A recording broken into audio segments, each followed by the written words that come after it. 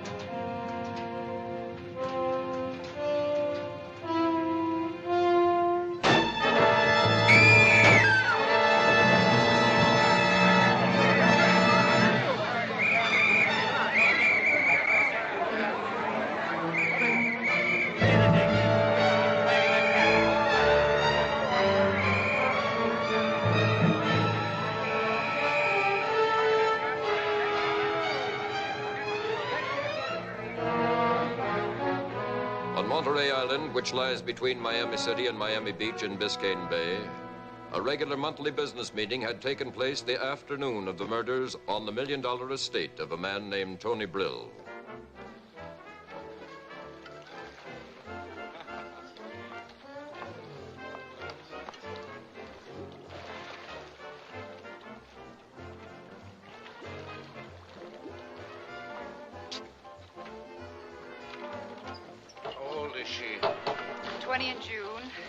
Milwaukee. Father sells vacuum cleaners. Mother works as secretary at a brewery. The kid's name is... I know her name. Send her to Detroit. She can work as a shill for Marshall. All right. Teddy's seeing her too much. His mind must be on business. You worry about him like a father. Why? A man needs somebody to fill his shoes. I wouldn't know. I only have a maternal instinct for mink and sable. What didn't we cover this afternoon?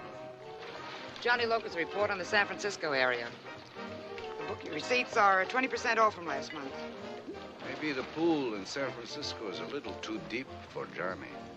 And we didn't cover Moore's tab on slot machines in Vegas, but I hear it's all right, though. The overall picture's pretty good. How about you?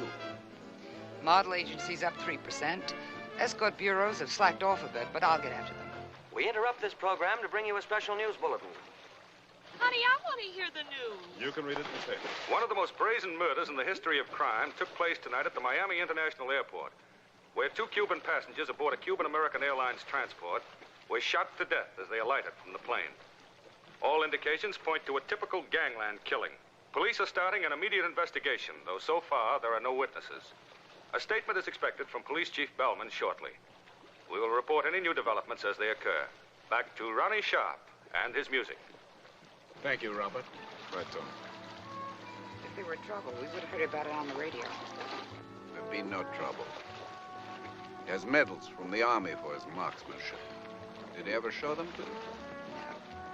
He saves those for the younger girls. Hiya, Ted. See? There was no trouble. Hot water, Johnny. Fine, Ted. Come on in. Ted. Good boy. Bravo. Thanks, Tony. Everybody's having a good time. Meeting over already? Oh, just a couple of odds and ends to clean up.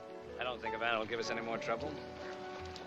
Hold on to your job at the airport for a couple of weeks. Till the heat's off, then quit. Oh, yes, Teddy, about this girl. I've been seeing too much of her, and I don't have that kind of time. Get rid of her. I like that boy. All that day, at Miami Police Headquarters, and into the night, Police Chief Bellman, capable head of the Miami force, conducted his investigation into the murder of the 2 Cubans at the airport. Come in, Max. Everyone employed at the airport is screened before he's hired. We double-checked. Nothing. Hi, Max. Well, what about the rest of the passenger list? All clean. No records. Well, stay with it, Simmons. Right, Chief. You got something, Max? The answer from Cuba. The 2 guys are Emilio Canita and Pedro Gomez. Muscle boys for the Cuban gambling syndicate. Yeah? Oh. They handle the Bolita lottery in Havana. Muscle job? Maybe they're trying to organize a bleeder racket in Miami without asking Tony Brill's permission. So you think this is Brill's town, too? Chief, even that Senate committee couldn't hang anything on him. 2 million people soaking up the sun, losing their money gambling at night, and everybody's happy. Stores are making money, the hotels are jammed. Isn't there anybody besides me who cares if this is Brill's town? I'll stay with it, Chief. Yeah.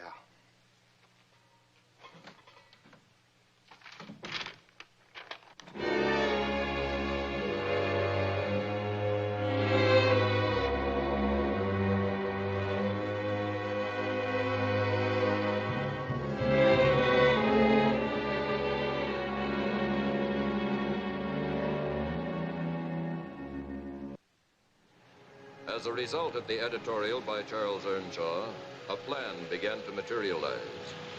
For not all of Miami's citizens were indifferent to the hold that crime had on their beautiful city.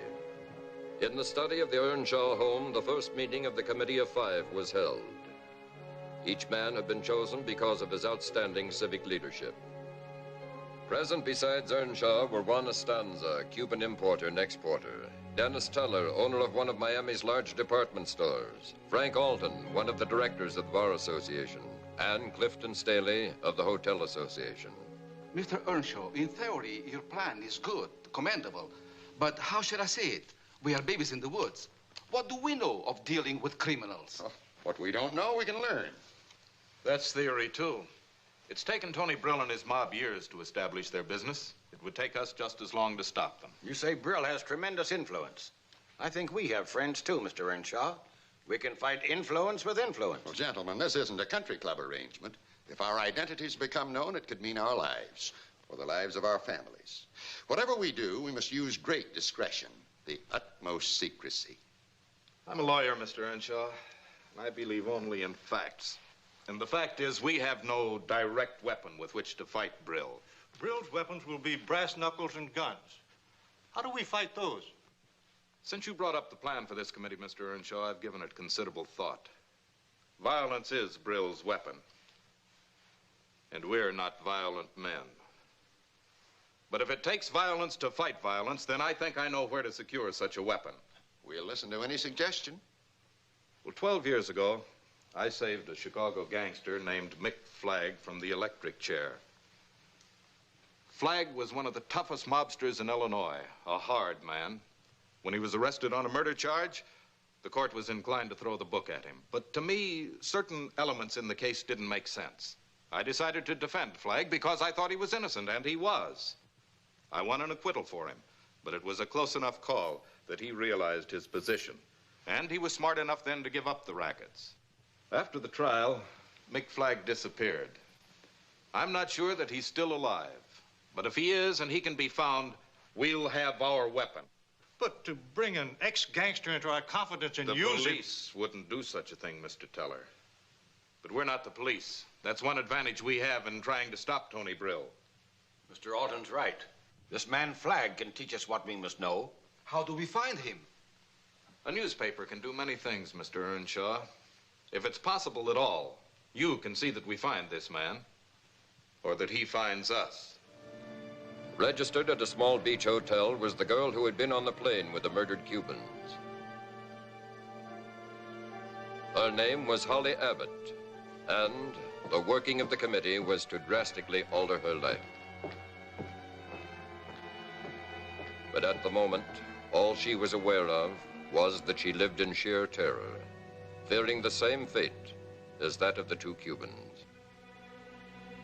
Others whose lives were to feel the effect of the Committee of Five was an Indiana farmer who called himself Mike Pierce, and his son Gil.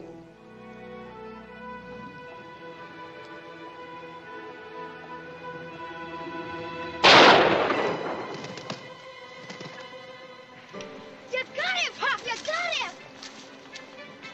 Hey, Rocky, wait for me! Count found you, Clancy. Why do you always have to get there first? Next time, I'll beat you to it. When I'm older and have longer legs, bet you don't beat me then. You get better all the time, Gil. You almost beat him that time. Sure.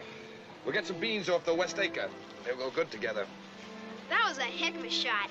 You're really the greatest, Pop. What do you need now, Gil, huh? Advance on your allowance?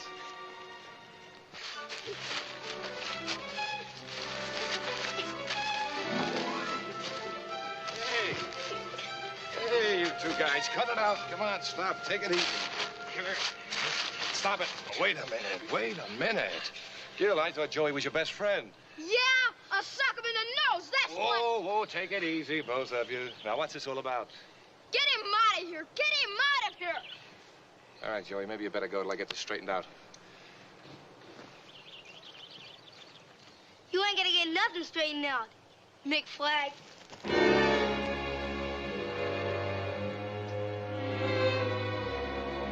You heard that, Pop. He says your name is Mick Flagg. It's in the paper.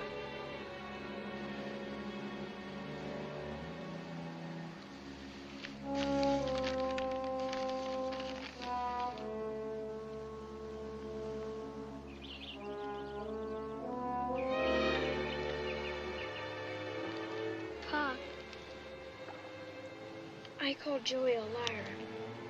He is, isn't he? The paper's a liar, too. Our name's Pierce. Everybody knows that.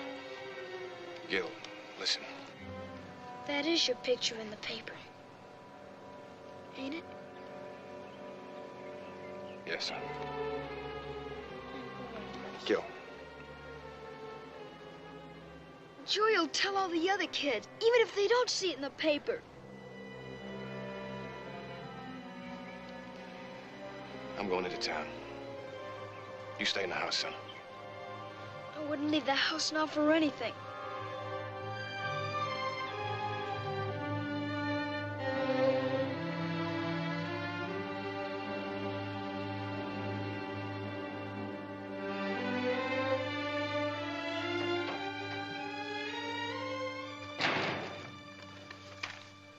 Why did you run it, Harry?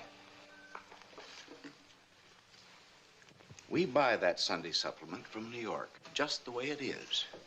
We don't even print it here. You know what it's done to us, to me and Gil? I think I know. Why? Why do they do it? What's the idea? I'm a farmer now. They can't hang me for that. I can't tell you why, Mike, but it must be very important. They wouldn't even turn it over to the police for a routine check. I got an off-the-record note. Every editor in the country got it. It was signed by Charles Earnshaw, publisher of the Miami Daily Express. Miami? Know a man named Frank Alton? Alton? Lawyer? Yeah. Years ago. The letter from Earnshaw authorized the editors to give you transportation and expenses to go and see Alton in Miami. From the trouble they went to find you, this must be something big. It's not going to do Gil any good. Take him with you, so he doesn't have to face other kids here. Sure. Only I have to face him. You'll go? I don't know, Harry. But if I do, I'll take Gil with me.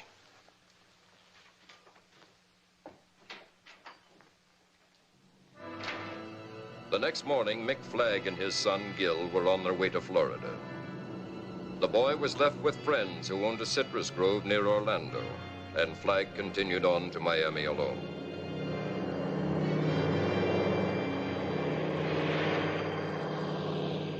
$50,000.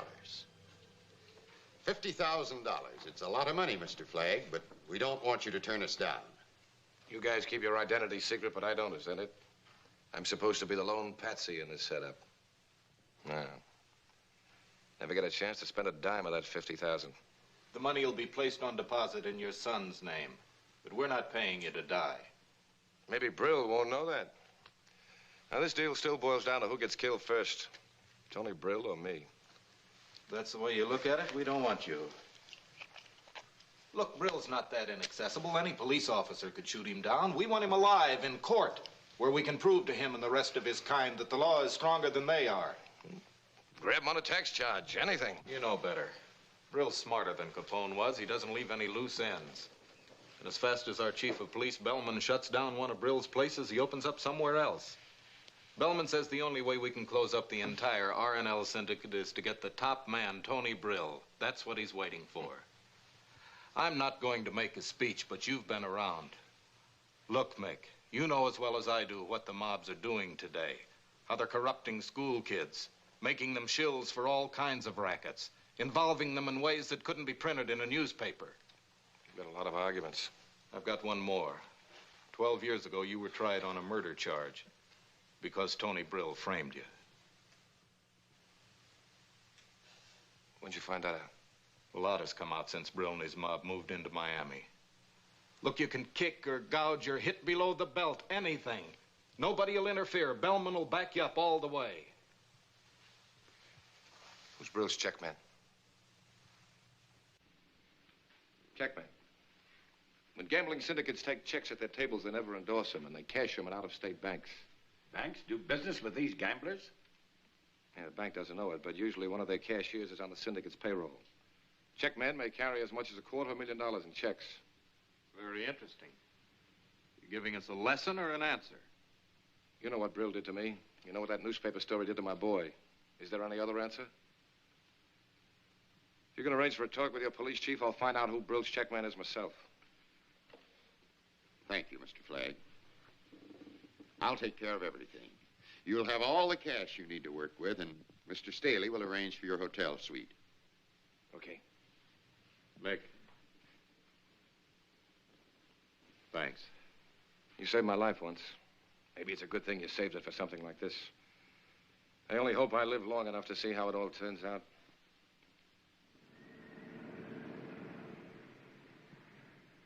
And none of the hoods who ever worked for Brill are in jail now. Wait a minute.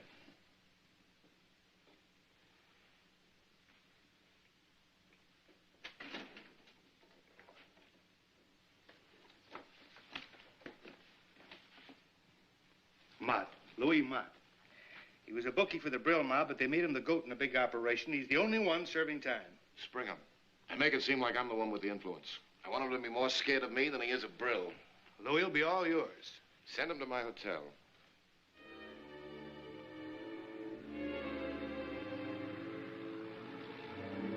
Through the behind-the-scenes efforts of the committee and Police Chief Bellman, Louis Mott was released from jail on a trumped-up parole.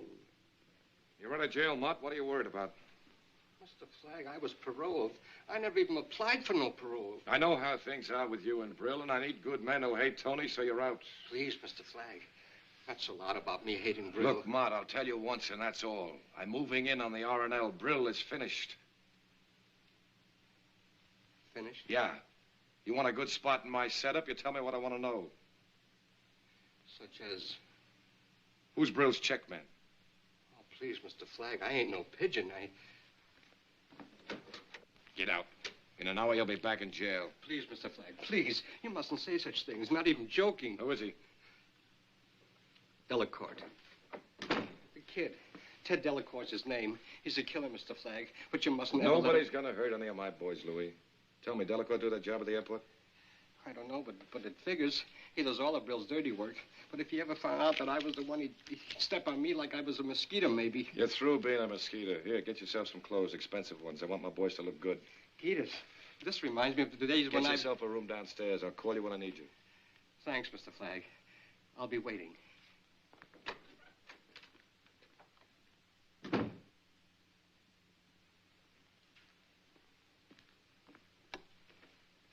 Give me 857-891, please. Hello, Walton. Flagg. Okay, I'm ready to let Brill know I'm in Miami. Have Earnshaw run a story and hint that I'm in back of that Cuban gang. Yeah, I want to be tied up with those two who were killed at the airport. He'll try to kill you, too. He'll have to ask questions first. Tell the Stans I want 5 or 6 Cuban detectives, good ones, who won't be afraid to work with me. Bellman could give you the man. No. The R&L probably has a tab on every man on the Miami force. Besides, I want real Cubans. Brill must think that they're part of my mob. Yeah. Now, look, Brill has a man by the name of Delacourt. Delacourt. Tell Chief Bellman I want a 24-hour tail on him. Let me know the minute he tries to leave town. He's the check man.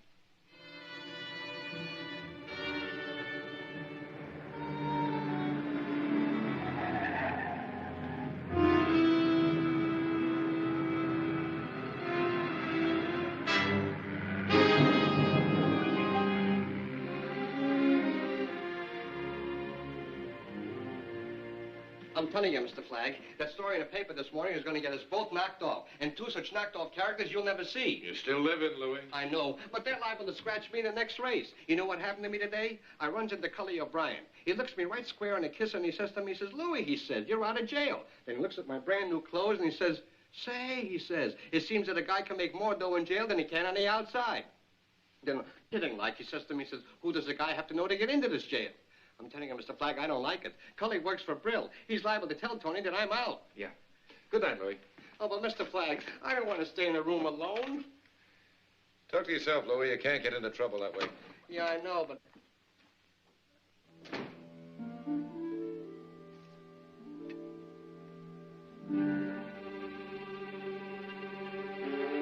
Stay right there, Mr. Flagg.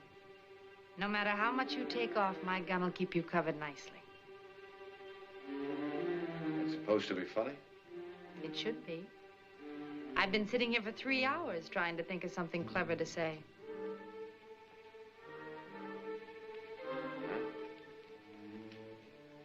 Now you said it, what do you want? My name is Holly Abbott. I saw that story in the paper this morning.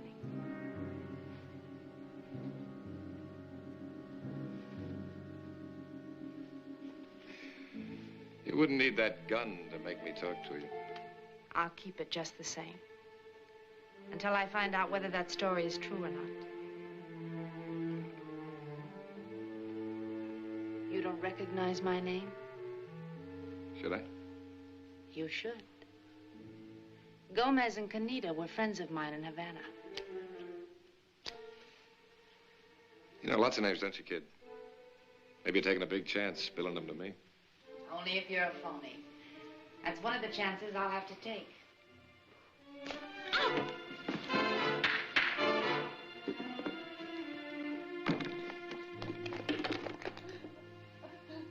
So that's an act, or you're not so tough. It's an act. I could cry like this whenever I want to. What you want here? I was with Gomez and Canita on the plane the night they were killed at the airport. I figured I was next. I thought if you were really connected with them, you'd help me. What'd you do in Havana? I danced at the El Colombo. What's the rest of it? I went to Cuba looking for my sister. You gotta do better than that. Oh, please believe me. I've been trying to find her for 8 months. She just disappeared.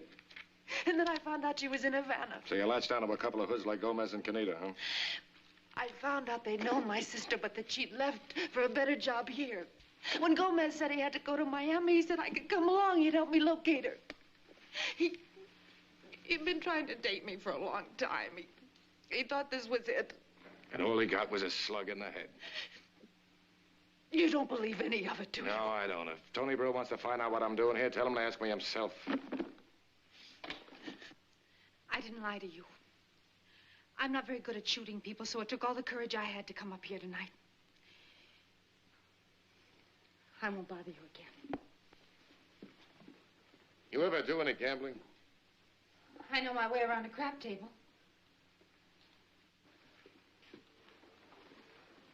We're going to the Biscayne Club.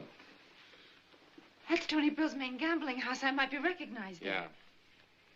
I make a pass at you, I know you told me the truth.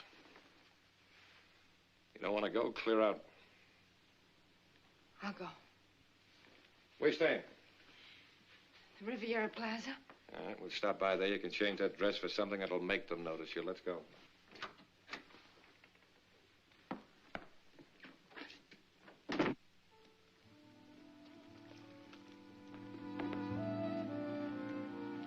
Tony said you were here. This is Cora Gibson. She's going to work for you. Give her a rundown. Who sent you? Mr. Loker. He's a very good friend of mine. Okay, sit, kid. Lots of girls work for me, honey. You'll just be one of them. And don't think you'll get any special treatment because of Loker. Oh, I won't, Miss Abbott. You have the looks, but you have to be smart, too. I graduated from high school. That's not what I mean, honey. You have to be smart about men. Now, we'll give you leads on all the rich ones you can handle. Your job is to steer them to the Biscayne Club for their gambling. You'll get 1% of whatever the sucker loses. Do I make myself clear? Yes, I think so. Well, that's all. I'll call you when I have your first date ready. Loker's waiting for you at the casino. I'm happy to have met you. It's all right, kid. It's mutual. Now blow.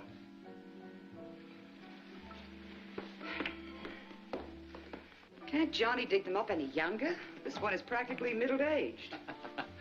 You know, the young ones bring in the biggest suckers. Yeah. Wonder what kind of a family a child like that comes from.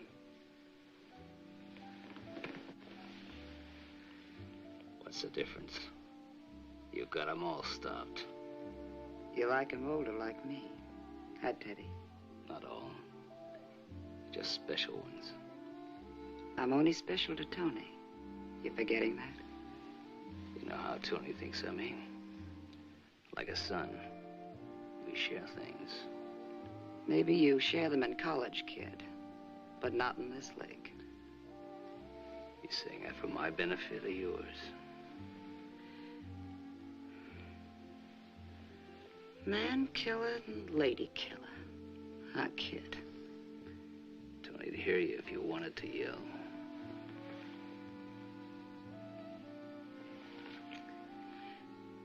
You're not going to grow up at my expense, kid.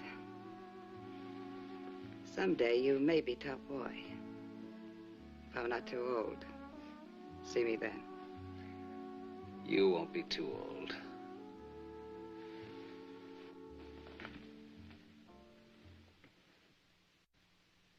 The ultra-smart Biscayne Club, with its illegal backroom gambling, was a spot where rich vacationers could gather.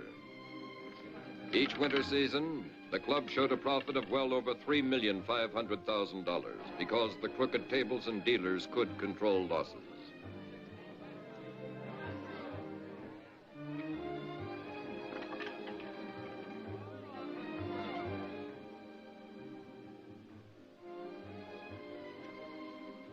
Hey, kid. Robert and I were watching you when you walked into the casino. Just from the way you walked. I bet him $1 that Gwen didn't argue too much about taking on Loker's girl. You didn't take much of a chance for $1, Tony. He's scared to bet me more than $1. Why shouldn't I be? You always win. He wins again. The Gibson kid's going to work. Yeah, you see that? This kid knows how to handle women better than I do. With me, Gwen would beef for a week that the girl was too young. But it's as I say. If they're big enough to wear a fur coat for some rich sucker, they're old enough. Catch me on the other side. Robert. Yes, Tom. Be a good fella. Take a look. See how things are going. Right, Tom. You walked through that casino like you were a king or something. College did you good, Teddy. You know you're better than they are down there. Don't you know you're better? Well, nobody's better than Tony Brill, even if they think they are. A little higher up there. Higher.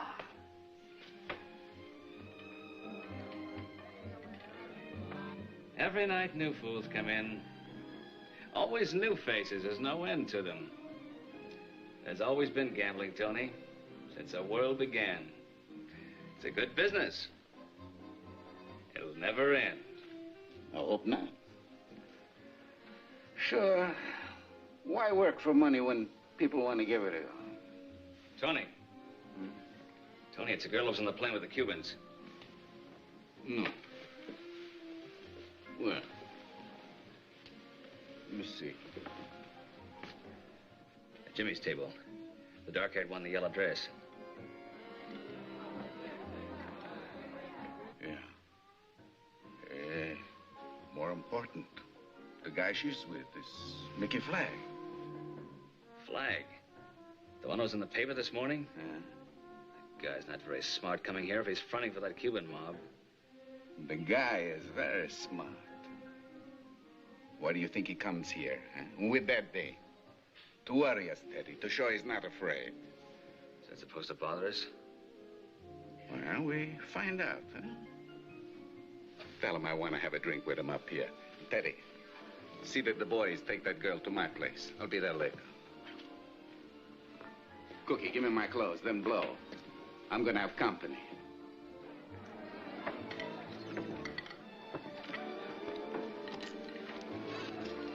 Flagg? Regards for you from Mr. Brill. He wants to know if you'll have a drink with him in his office. Sure. Be like old times. Use these, kid. I'll be back in a little while.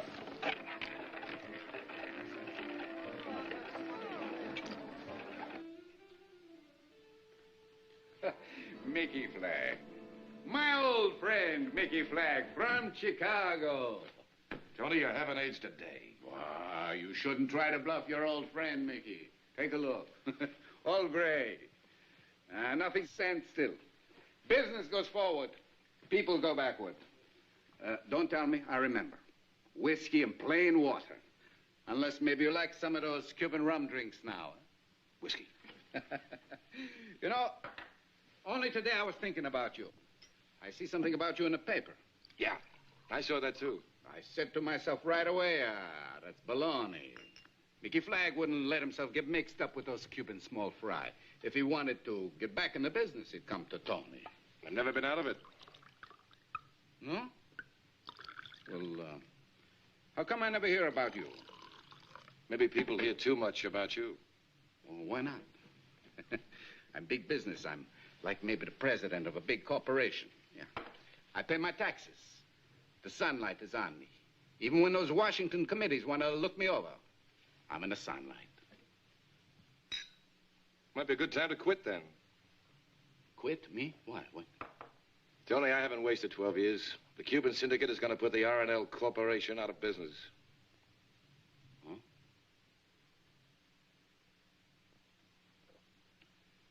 You shouldn't try to bluff your old friend, Mickey.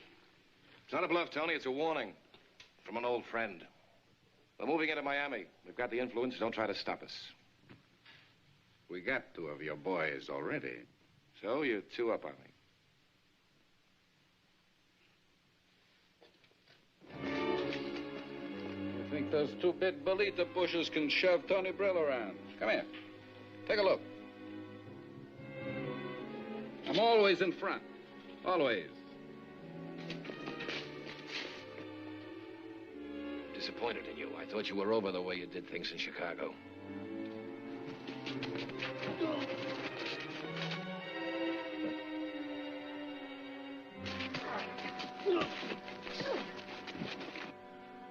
I'm putting on a show for you. It wouldn't be polite for you not to watch.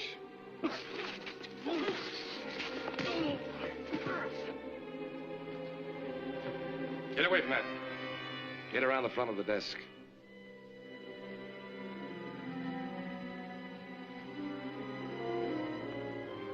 The kid will get you first. He doesn't miss.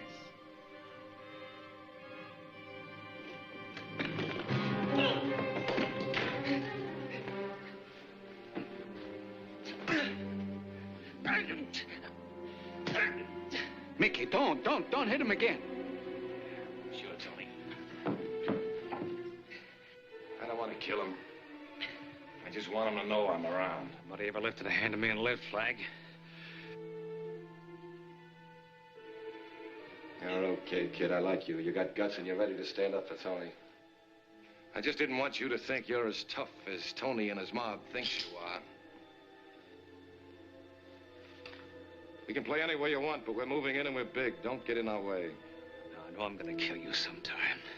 Your face is pretty. Could get to look like it was caught in a meat grinder.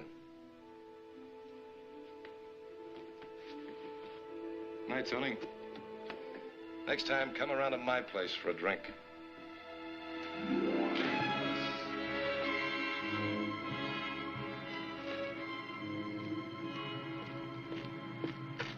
Nice going, Lieutenant. Our car will be right behind you, Senor Flag.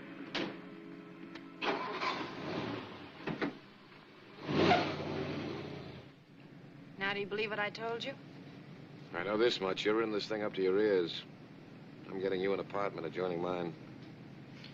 I might have guessed that. You weren't so coy with Gomez. I told you why. Your reason hasn't changed, has it? You move tonight. It's the only way I can think to keep you from getting killed.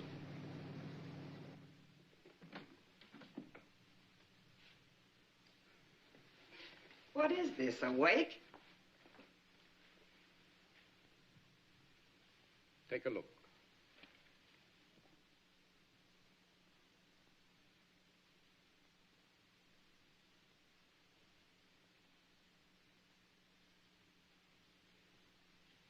Where did you get this?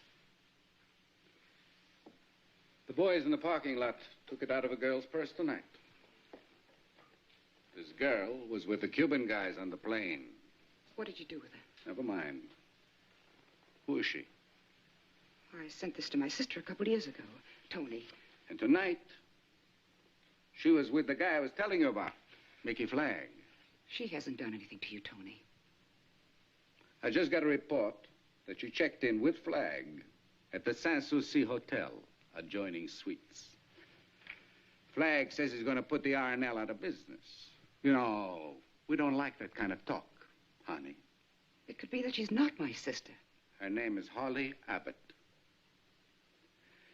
Now, because she's your sister, we'd be nice for a little bit. You go talk to her. We want to know what Flag is going to do and how he expects to do it. She don't tell you. We sweat it out of her anyhow, sister or no sister. You're a good girl, Gwen. You understand such things, hmm? I understand, Tony. We're all going to be at my place tonight. You come there and tell us what your little sister has to say.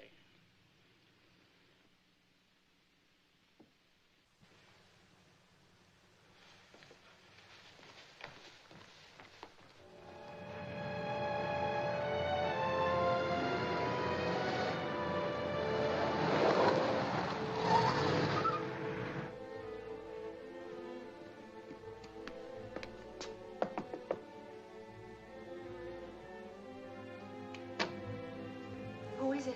It's Gwen, Holly. Gwen. Oh, Gwen. Oh, I've been looking so long. So is a sister on a square.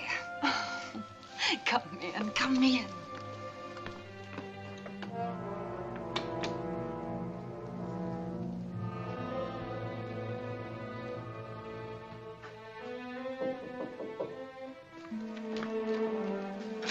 Something up?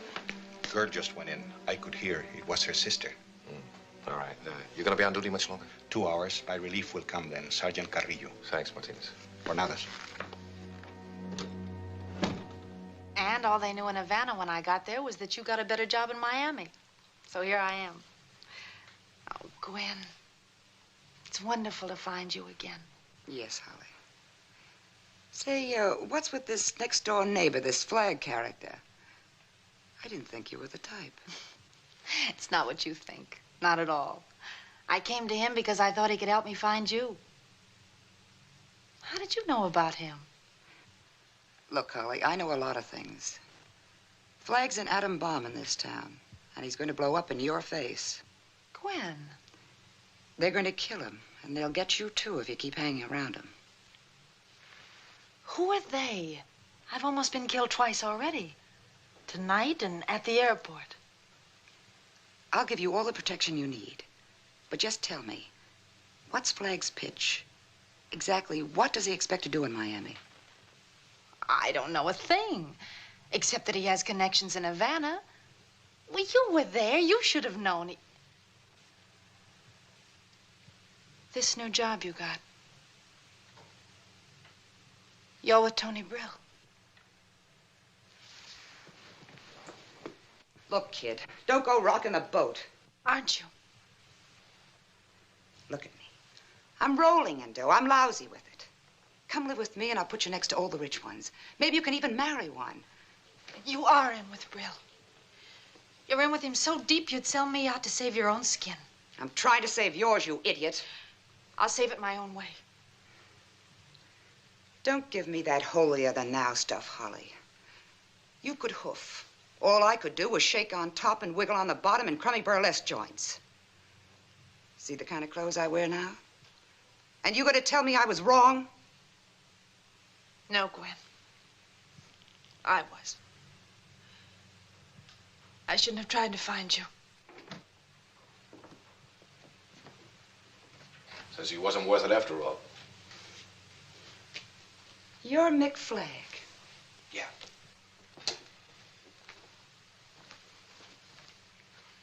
Yeah, I'm Flag. And since you're coming here as Tony's answer to what I told him tonight, you can go back and tell him the Biscayne Club will be closed down by the weekend unless he stays out of my way. Are you out of your mind? Just tell him, that's all. Holly. Goodbye, Gwen.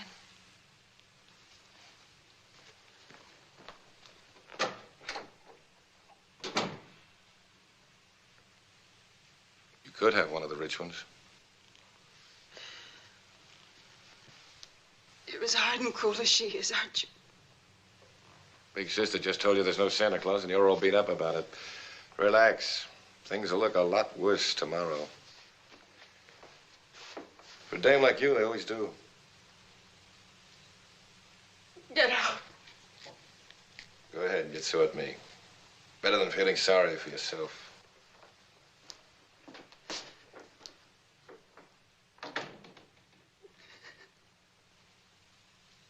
Before he left the hotel, Mick Flag called an emergency meeting with the committee at Earnshaw's home. Then he gave instructions to the Cuban officer, Lieutenant Martinez, to maintain strict guard over the girl while he was gone.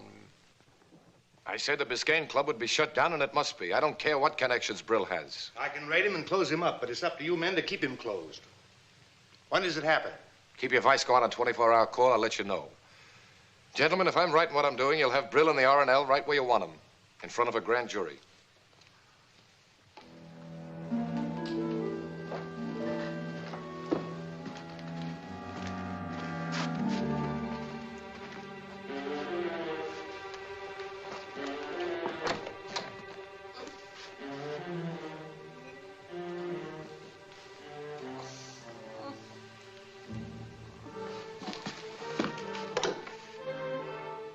Get a doctor up here, quick.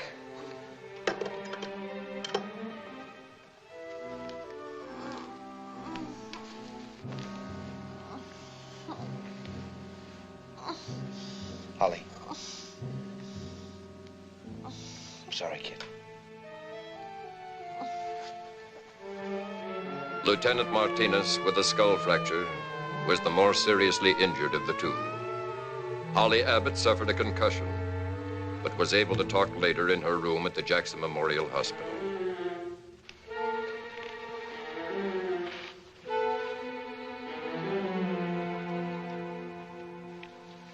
Doctor says you're going to be all right. What about Lieutenant Martinez? He tried to help me. He'll live. Can you talk a little? Who did it? I never saw them before.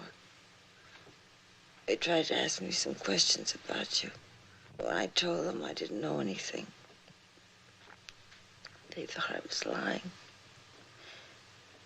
They beat me. I can hang an assault and battery on him, but it wouldn't mean a thing. No, that's not the answer. What questions do they ask you? So many. What was in back of you? How many men did you already have in Miami?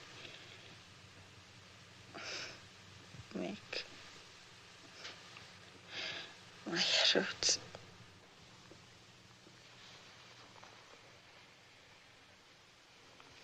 You better leave her alone.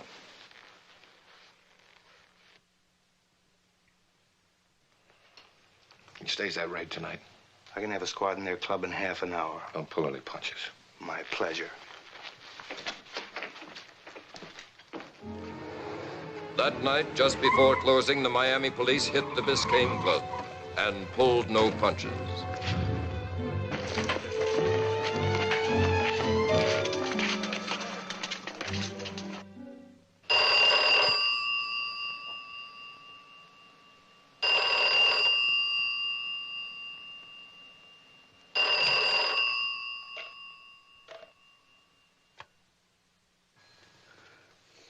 Yeah.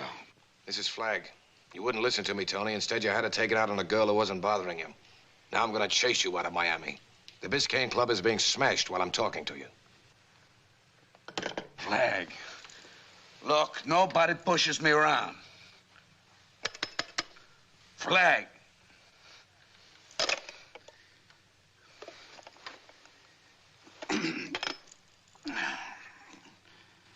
Get me my office.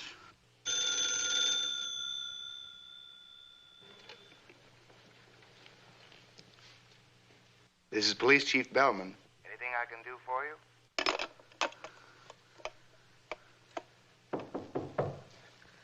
Yeah, what do you want? It's me, Teddy.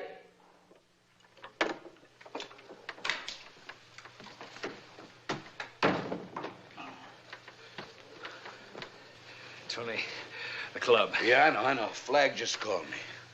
And it was Flag. He said he'd do it, and he did. Hey, you take the checks out of the safe before those cops broke into my office? Yeah. Okay, tomorrow take them out of town and cash them. All right, Tony. Now, get on the phone. I have to have a talk with all the boys right away. Where's my pants? You think I'm a fool? Of course they can't prove any connection between the club and the R&L. Nothing can be traced to me or the R&L. How you think I stay out of jail all these years? Just asking, Tony. Everybody makes mistakes. That might have been one of them. And you, punk, would know when Tony Brill makes mistakes. I talked to Gibbons this morning in Washington. He's going to call me back. Gibbons is a good attorney, Tony. But maybe there are some things he can't fix. I pay him $200,000 a year to keep me out of trouble. He's done all right. He'll call in a couple of minutes. Tomorrow the club will be open again. We'll see. And you, Teddy? You waiting to see too, like these other knuckleheads? You've always been right, Tony. I don't know why you shouldn't be now. You see, brains and guts. Not like... Gibbons? Yeah, Tony Brill. What about it? When are you going to get these lunatics off my neck so we can open? Mess? What kind of mess?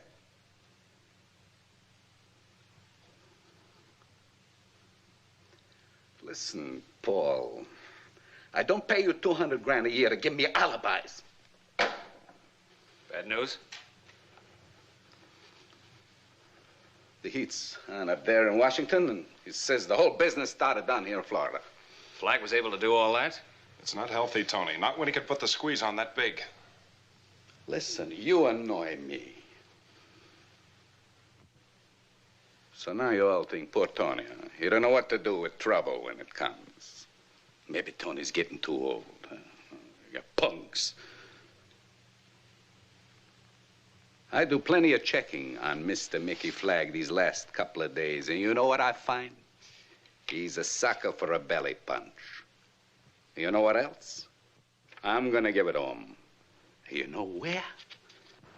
A nice little town where they grow lots of oranges.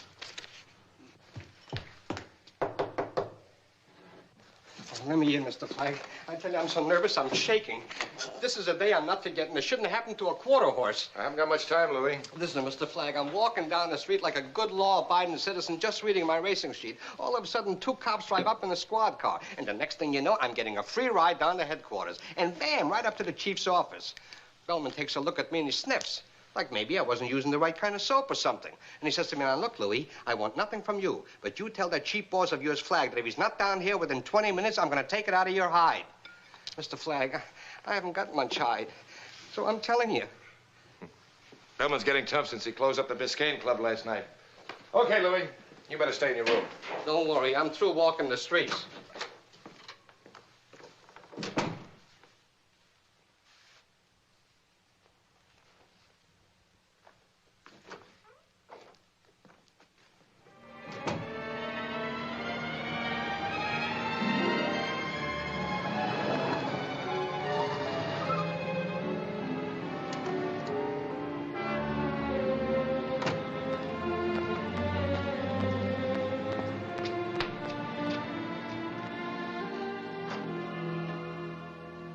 I had to get you here, Flagg.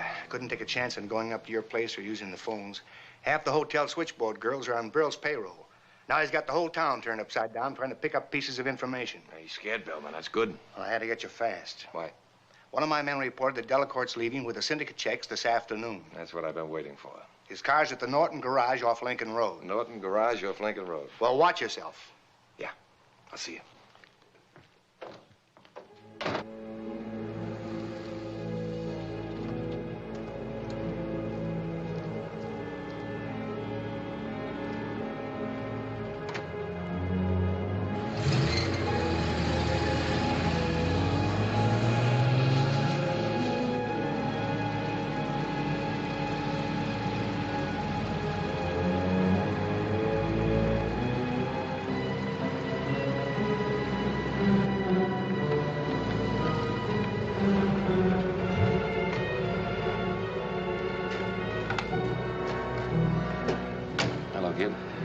You like practical jokes, Flagg. Lots of laughs when you get to know me. The lights changed.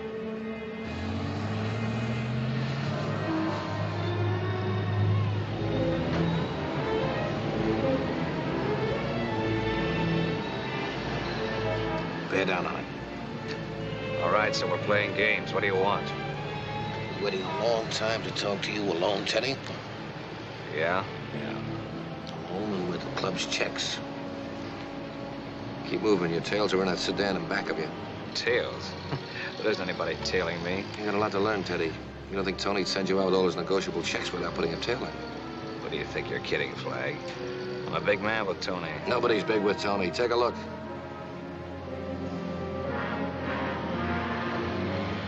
Never seen those guys before in my life. Yeah, they've seen you. That's what counts with your boss. Get out on Highway 27. I want to get those eggheads out in the open.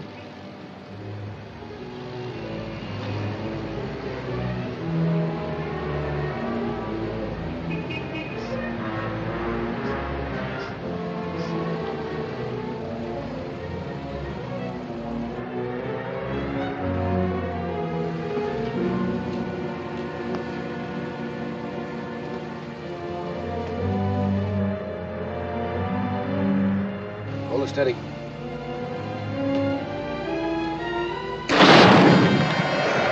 Back her up.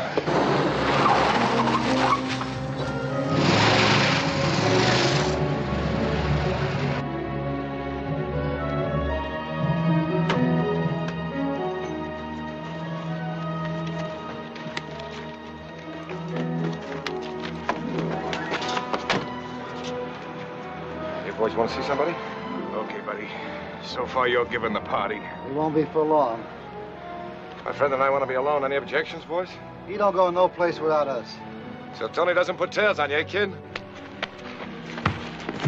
I was hoping he'd do that. That's what some of you guys did to Holly Abbott. Look, Mac, we didn't hurt her bad. The dame just wouldn't spill. Why, you...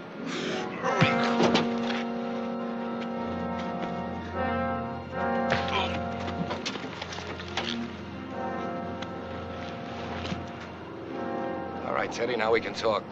Let's head back to town. I heard you were smart, Teddy. Just how smart? Nothing I do gives me bad dreams. Smart enough. Those checks you're carrying, how much they worth? About 300,000. Why? How'd you like to keep 100 grand of it? What? 100,000 in your pocket. The rest you use to start a Bolita game covering the state. You handle Bolita right, I'll put you in charge of everything in Florida. You'll be top boy, Teddy. Brill will be out, you'll be in. Just how much of this am I supposed to swallow? You better take a full dose of it, kid, if you want to stay alive. Remember, I could have killed you once before. I went to a lot of trouble to recommend you to the Cuban boys. They know you held a gun at the airport. They wanted you knocked out, but I told them you could be valuable to us. The more valuable you are, the longer you're going to be around. But I know you can deliver all you say. You knew it last night when the cops closed up the Biscayne Club for me. Tony wouldn't sit still for that. Get to me and have me killed. No. You're going to kill him first. Kill him? You're crazy. He trusts you, kid. You could walk right up to him. Tony always said you're going to have his spot when he was through. This way, you won't have to wait so long. Just give me a lot of breaks, Flag. I thought you never had bad dreams. I need gas. You're stalling. I have to have time to think. All right, just long enough to get gas.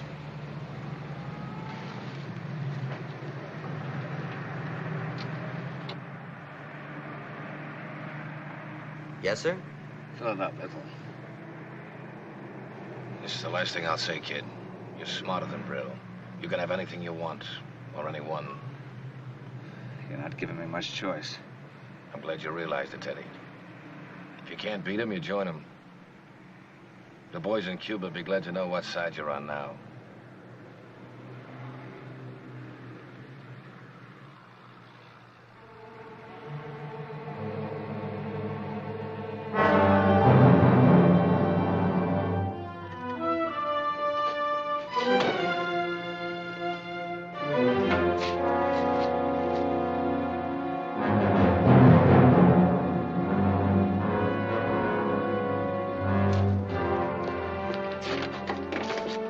What do you know about it? Bill said he was going to slug you. I didn't know it'd be this way. Where will they take him? Could be any one of a dozen places. I don't know, I swear. Cashing those checks can wait. First, you're gonna get Tony.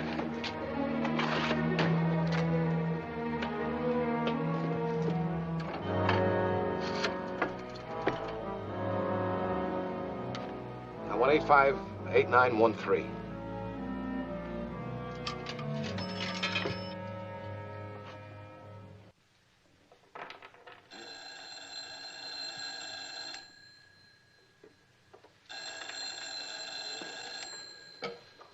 Hello.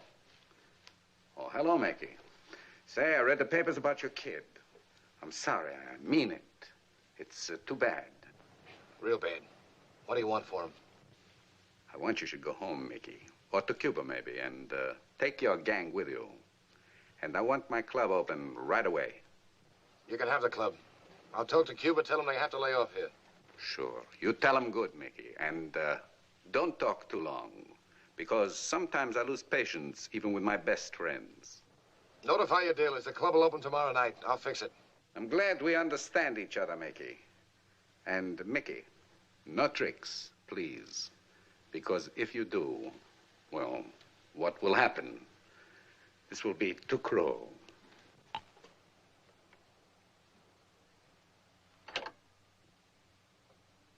Deal 'em up. As soon as Flagg returned to town, he called an immediate session of the committee, for the plan he had devised necessitated using many of the facilities of the police department. At the request of the police, the local Miami television station, WTVJ, worked through the remainder of the night with the department's electronics experts. Since Flagg said he would turn the Biscayne Club over to Tony Brill the next night, television cameras had to be installed within 8 hours behind air conditioning vents in Brill's office. These cameras were to televise on a closed channel directly to police headquarters. And as Mick Flagg had promised, the next night, the Biscayne Club reopened on schedule. Just remember, always there is an ace. You just have to know how to shuffle the deck to get it, huh, Tony? Flagg thinks because he closes the club, he just walks into Miami and takes over everything. So we show him he's wrong. You boys are happy again and believe in your old friend Tony, huh? Yeah, the club opened again tonight, Tony. But you can't hold his kid forever. I give him until tomorrow to make a deal. He doesn't want his nice kid to die, so he makes the deal. I tell him he can come and pick up the boy himself. Nobody with him, no cops, no tricks. He'll come. But he'll never go back. We maybe fix Mickey Flagg so his kid is an orphan. No? You think he'll just walk into it? He's got to walk. And now we go to the club and enjoy ourselves.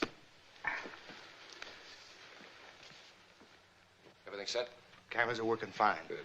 Was Holly able to get in touch with her sister? Yeah, Gwen's on her way to the hospital now. I'll have to hurry. What about Delacourt? He went for what I told him. But the gun I gave him has no serial number, no record in the police files. He'll use it. 10 of the best detectives from upstate are in the club now playing the games. 2 squads will move in from outside. I guess that's all then. The others are here? They're all here. Hey, what if Gwen Abbott doesn't tip where the boy is? I'll call you from the hospital.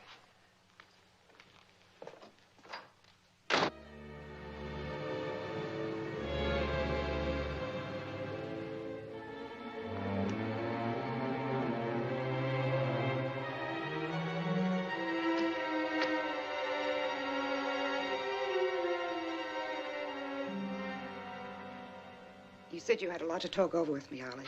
I hope it means you've come to your senses. That all you have to say after what Brill's men did to me? You walked into it yourself. I warned you. I took a chance coming here. And if all you wanted was to show me your bruises, I'm leaving. When did it happen? When did you get like that? So long, Holly. Wait a minute.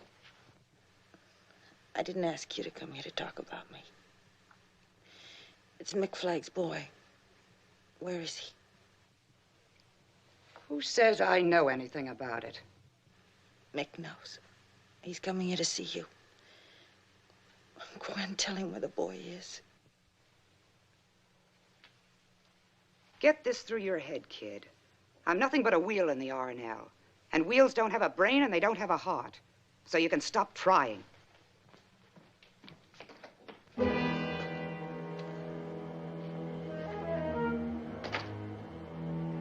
she tell you, Holly? Nothing. Gwen. Do it the only way you know. Mick, please.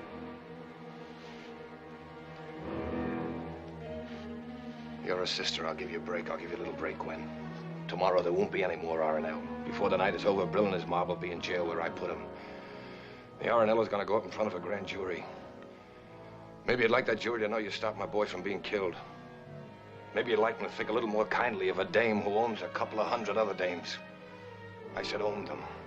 Pal, you're blowing a fuse. When I have to be, I'm deaf, dumb, and blind. You jerk! Get her out of you here! You dumb jerk! Get me police headquarters. Mick? I'll talk to you later, kid.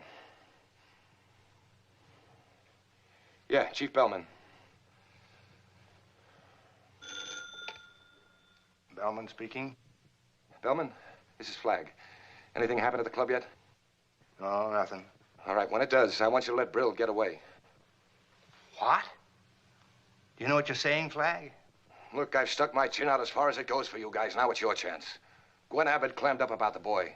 Okay. Brill said he'd kill the kid if he had to, and he'll do it. I want you to let Brill get away so he'll lead me to the boy. After that, I'll deliver him just the way I said I would. But first, I want this one break. All right, Mick. But if you let Brill get away from you tonight, the building's gonna cave in on all of us. Yeah, sure. Look, they got a couple of fast cars and a motor launch out there at the club. Cover all angles. I'm going out there now. And, Chief, thanks. If I don't get out of this, you'll be on your own. Good luck, baby.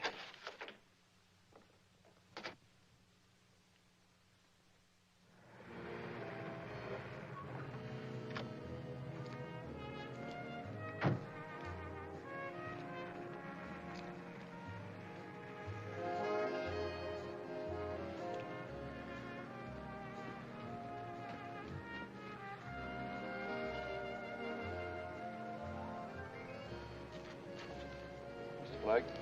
Lieutenant Wood. The chief's explained the setup. This will keep you briefed on what's happening. It's on a closed channel now. Okay, Lieutenant, thanks.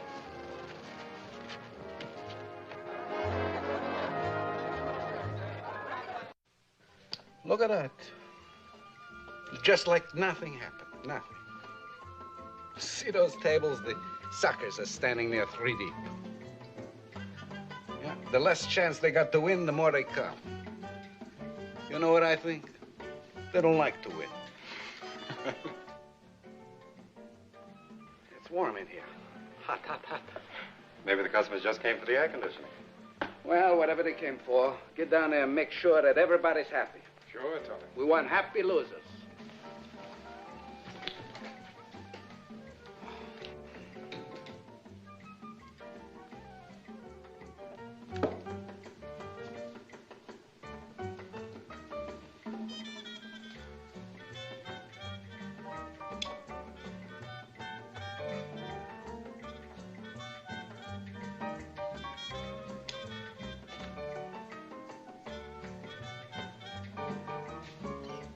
Teddy, what is this?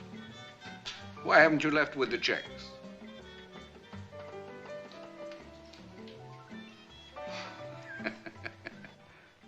What are you trying to do, scare me for Halloween? Huh? I didn't go. Something happened. Now it's either you die, or I do. Die? What kind of talk is that? It's kid jokes. Put the gun away. It's a new bandwagon now, Tony. I'm on it. What bandwagon? Look, kid, you've gone off your nut or something. Oh. Leave the buzzer alone. Flag's in the driver's seat. He's asked me to go along for the ride as top man. Top man, Tony, you get that? I'm gonna be the big boy in the state. No more two-bit trigger jobs like knocking off those Cuban hoods just because you order me to. Now I'll be giving the orders. All right, all right. I promise you, never do you have to knock off anybody else for me again. Teddy, please, in heaven's name, put the gun away. Flag's just hot air. Hot air, I tell you. What do you want? Name it. Name it. Name anything. You can't give me a thing, Tony. I'm gonna kill you because I have to. But why? Why? Look at me, Teddy. Look at me good. I never hurt you. Always I pat you on the back.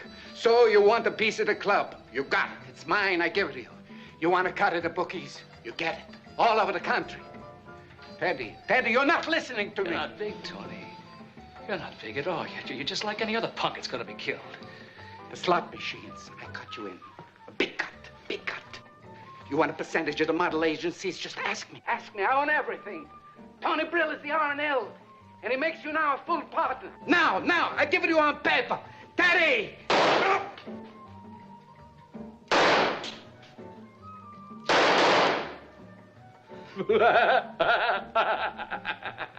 Blanks! Blanks! Flag gave it to me. We've been tricked.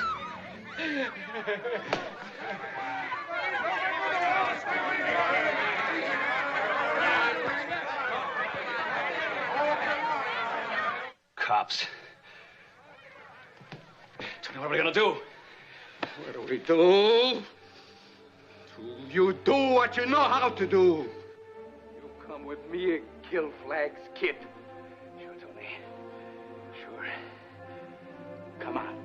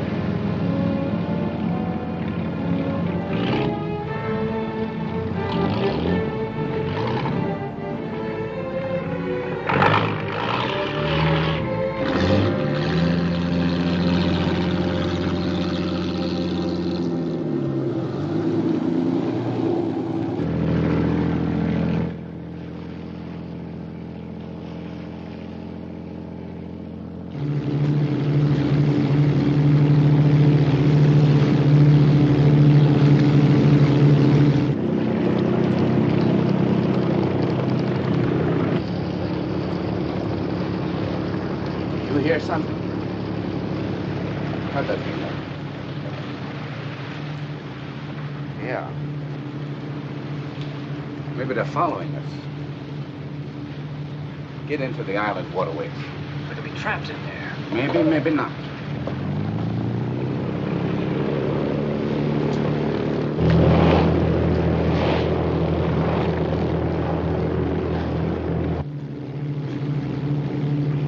Brill's house isn't there, Mr. Flagg. You think it's where he's holding the boy? No, he wouldn't take that kind of a chance. They can outmaneuver us in these waterways, Mr. Flagg. Yeah? Well, they didn't come in here for no reason. Say, Chief Bellman told me Brill has a yacht. Hey, Tom, Monterey Island. Soon we finish our business with Mr. Mickey Flagg's son. Then we go to South America. Tony, I'm sorry about what happened. You're not sore? No, not sore. I think maybe I'm a little disappointed because it turned out to be a punk like everybody else. I'll get to my yacht quick, please.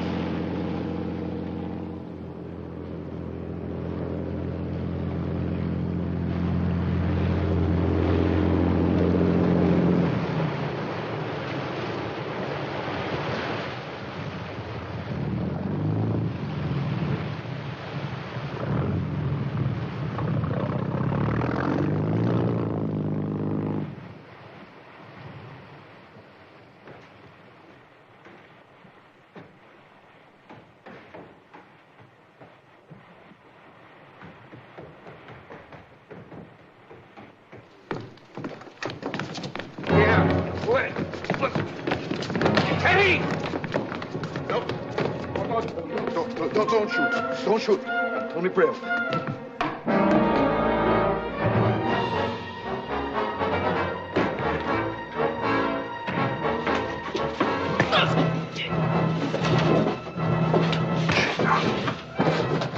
I said I'd kill you sometime, Flagg.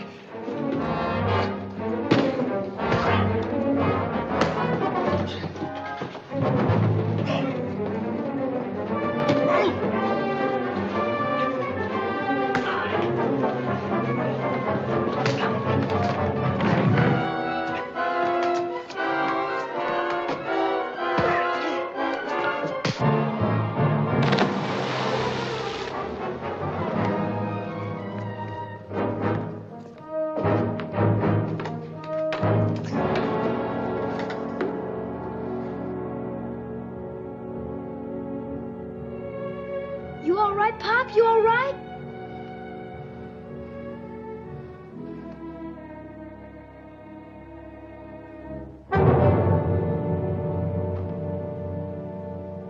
The clock turned back for Mick Flagg and his son. The boy was happy that his father was now a hero to the world. There was, however, one difference. Holly Abbott had come to visit Mick and Gil. She never left. And it was here on the Indiana farm that these three found peace together as a family.